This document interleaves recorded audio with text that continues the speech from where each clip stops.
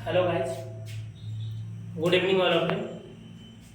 आज फिर से अपने चैनल पे कुंदन सर इंग्लिश, जो कि मैं पिछले 2 दिनों से स्टार्ट किया और आप लोगों का प्यार समर्थन बहुत ही ज़बरदस्त मिला और इसके लिए तहे दिल से आपको आज फिर से धन्यवाद।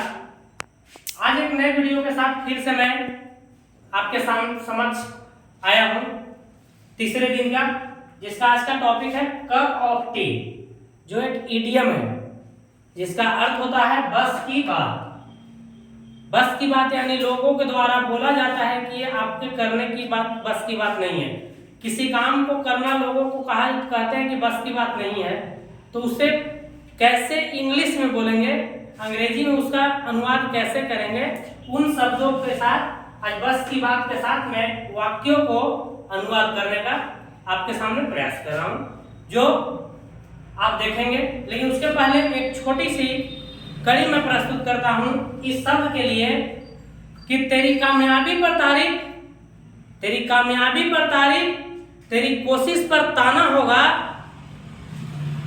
तेरे दुख में कुछ लोग पर तेरे सुख में जमाना होगा, पर तेरे सुख में जमाना होगा।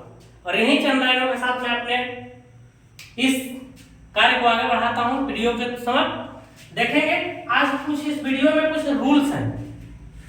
कल तक मैंने जो वीडियो बनाया था वो सिर्फ रिलेट थे वर्ड मीनिंग से, लेकिन आज जो एक वाक्य के तौर पे आए हैं, जिसमें पहला यहाँ पे देखेंगे आप, तो यहाँ पे क्या है, सबसे पहले किसी वाक्य में सब्जेक्ट का होना जरूरी है और सब्जेक्ट के साथ वर्ब का होना जरूरी है।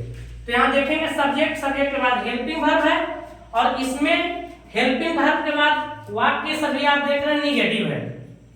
अरे वाक्य पॉजिटिव होता तो नोट नहीं होता, लेकिन निगेटिव वाक्य है क्योंकि लोगों का सोच ही नकारात्मक होता है, तो उसके लिए निगेटिव। फिर कुछ पॉजिटिव एडजेक्टिव, जैसे पॉजिटिव एडजेक्टिव आपने पढ़ा होगा या आपने देखा होगा, वैसे शब्द वैसे विशेषण जो आपके अधिकारों को दर्शाने का काम करता है, उन शब्दों को पॉजिटिव एडजेक्टिव कहते हैं। और यहाँ मुख्य रूप से जिसकी बात की जा रही है कप ऑफ टी, उसके बाद जो भी हमारे अदर वर्ड आएंगे उनको शामिल किया जाएगा।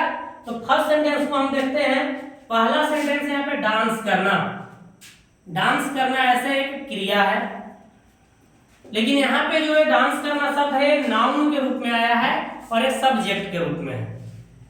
तो इसको बनाने का क्या तरीका है, सबसे पहले आपने देखा कि सब्जेक्ट होगा, तो मैंने आज का सब्जेक्ट जो माना वो सब्जेक्ट क्या है, डांस करना। एक कौन रूप में आएगा, तो एक जिरंद के रूप में यूज किया गया है इस वाक्य में, इसलिए यहाँ पे जो वाक्य आएगा वो V1 प्लस ING के रूप में आएगा। जो जिरंद होता है उसमें यूज होता है नाउन के रूप में V1 plus ING, mean that V4 का प्रयोग हम लोग सब्जेक्ट के रूप में करते हैं जिरंद में। तो जिरंद देखेंगे यहाँ सबसे पहले क्या है, डांस करना, mean that dancing is negative sentence है। नोट मेरी, मेरी का होता है my cup of T, dancing is not my cup of T. एक आप देख सकते हैं पहला जो वाक्य है, इस वाक्य का अनुवाद अंग्रेजी में यहाँ पे किया गया, इसी प्रकार से सारे अनुवाद इसी प्रकार से बनेंगे। सभी का सब्जेक्ट जो है वो अलग अलग है, किसी में पॉजिटिव शब्द भी अलग है। तो यहाँ दूसरे को देखेंगे, दूसरा शब्द भी वही है, लोगों के द्वारा यही कहा जाता है। आप किसी को पढ़ाने चले, लोग कहेंगे आपको पढ़ाने की बस की बात नहीं है। हर कदम पे हर लोगों को कहीं ना कहीं अवरोध पैदा किया जाता है और उसी से बचने के लिए ये सारे वाक्य हैं जो कोशिश करते हैं, उनको इन सभी बातों का कोई प्रभाव नहीं होता है। अगला देखते हैं पढ़ाना। पढ़ना से बना पढ़ाना। पढ़ाना जो शब्द है उसका किसी व्यक्ति के द्वारा कुछ दिए गए नॉलेज के लिए यूज किया जाता है। मीन दैट हम यहाँ पे कहें तो टीचिंग, टीच का मतलब पढ़ाना होता है, लेकिन टीचिंग इज नॉट मेरे, यहाँ जो पॉजिटिव एडजेक्टिव का शब्द है वो मेरे है और मेरे के लिए माई प्रयोग होगा माई कप ऑफ टी, यानी teaching is not my cup of T. इसका अर्थ हुआ मेरे पढ़ाना मेरे बस की बात नहीं है। कहीं भी अगर आप में ऐसी बातें की जाती है कि ये काम आपके बस की बात नहीं है, तो उस अनुवाद का आप अंग्रेजी में परिवर्तन इस प्रकार से कर सकते हैं। अब अगला सेंटेंस देखेंगे, तुम्हें समझाना। तुम्हें समझाना, समझाना का क्या होता है? तो समझाना क्या होता है? अंडरस्टैंड। लेकिन ये जो वाक्य है, इस वाक्य में बनेगा मेकिंग यू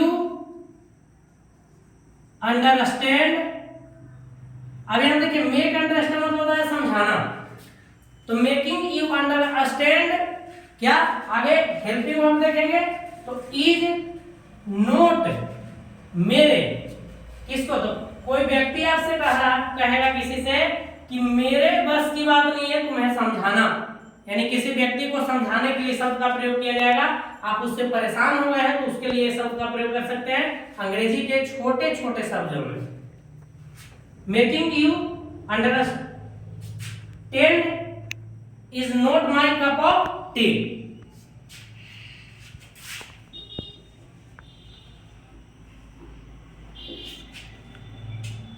आगे देखेंगे, अंग्रेजी बोलना। आप यहां पे देखिएगा पॉजिटिव वर्ड जो है वो चेंज हुआ है। इस वर्ड को देखते हुए तो बोलना का पहले देखेंगे, तो बोलना का क्या होता है? तो स्पीकिंग। स्पीकिंग और अंग्रेजी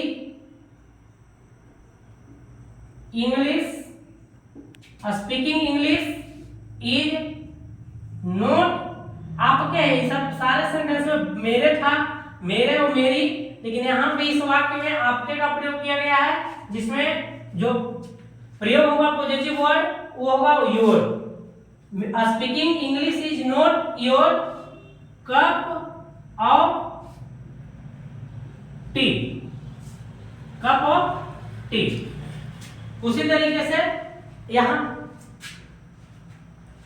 पढ़ाना था, यहां पढ़ाना था, और यहां देखिएगा पढ़ाई करना। पढ़ाई करना में क्या होता है? तो स्टडी होता है, तो यहां होगा studying is not my cup of T. ये था आज का वाक्य। इन वाक्यों को आप कहीं भी अपने रूप में प्रयोग कर सकते हैं। अगर आप किसी भी व्यक्ति या कहीं पे भी आप ऐसे वाक्य आपको मिलते हैं, तो आप इस रूल के द्वारा subject plus helping verb plus note plus positive adjective plus cup of T and उसमें जो अदर वर्ड होंगे उसमें, जैसे एक अदर वर्ड के साथ अगर बात करें तो स्कूल में पढ़ाना मेरे बस की बात नहीं है, जो मैं आपको इस वीडियो के अंत में मैं आपको एक दूंगा गृह कार्य के रूप में, जिसको आप कमेंट बॉक्स में बनाकर बता सकते हैं। तो आज एक होमवर्क के रूप में मैं आपके सामने दे रहा हूं, देखेंगे HW ऑफ टुडे।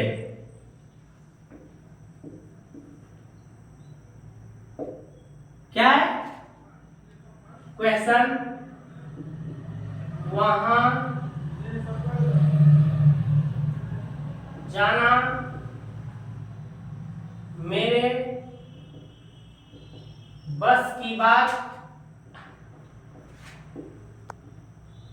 नहीं है। आप